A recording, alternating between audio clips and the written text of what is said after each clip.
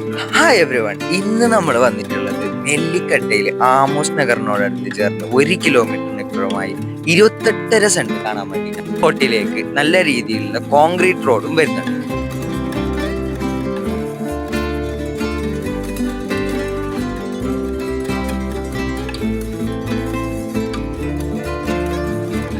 വീട് കെട്ടാൻ വേണ്ടിയിട്ട് 6 സെന്റായോ 8 സെന്റായോ 5 സെന്റായോ എങ്ങനെ വേണമെങ്കിലും കുറച്ച് കൊടുക്കുന്നതാണ്. അതുപോലെ തന്നെ ഈ പ്ലോട്ട് മൊത്തമായും കൊടുക്കുന്നതാണ്.